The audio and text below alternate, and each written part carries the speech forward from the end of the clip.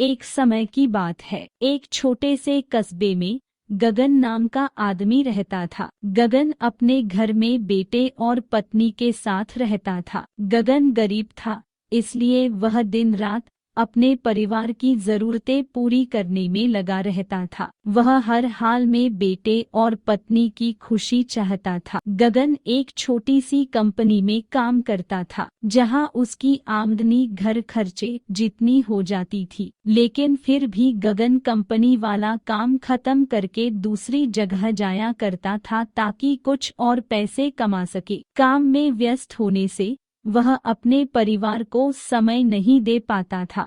गगन 24 में से 15 घंटे घर से बाहर काम में निकाल देता था। रात को देर से आता और सुबह जल्दी जाता था।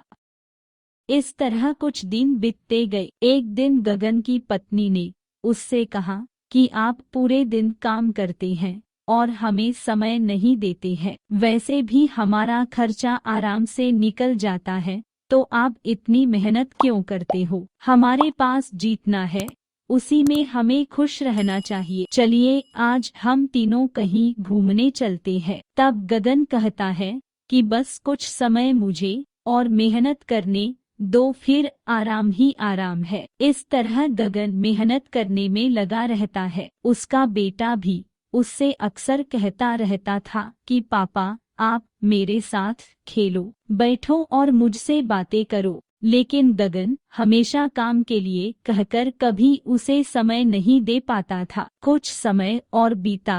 अब गगन की किस्मत चमकी। गगन की नौकरी जिस कंपनी में थी, अब उसका मालिक गगन को मैनेजर बना देता है, क्योंकि गगन काफी समय से वहां काम करता था और अब वह मालिक का विश्वास पात्र बन गया था। मैनेजर बनने के बाद गगन बहुत अमीर हो गया। उसकी आमदनी अच्छी खासी थी। अब वह कुछ भी खरीद सकता था। उसकी गिनती धनी लोगों में होने लगी। पत्नी और बेटा बस एक बार कोई चीज मांग लेते तो वह तुरंत हाजिर कर देता था। एक दिन बेटा और पत्नी दोनों गगन से बहुत ज्यादा जिद करते हैं कि वे तीनों समुद्र के किनारे घूमने चले। गगन कहता है कि ठीक है, आज चलेंगे, लेकिन मुझे कंपनी में थोड़ा काम है, इसलिए तुम दोनों समुद्र के किनारे पहुंचो, मैं सीधा कंपनी से काम खत्म करके पहुंचता हूँ।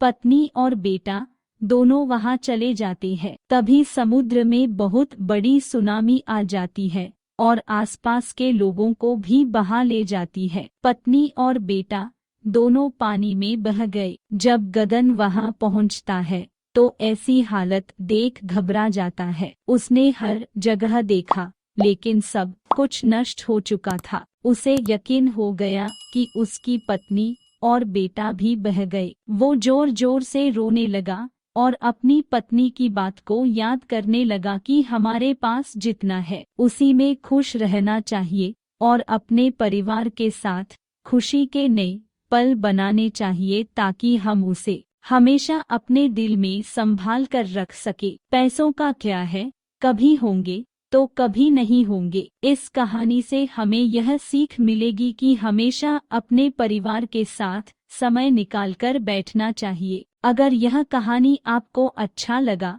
तो हमारे चैनल को लाइक करें, सब्सक्राइब करें और अपने दोस्तों को शेयर करना ना भूलें। धन्यवाद।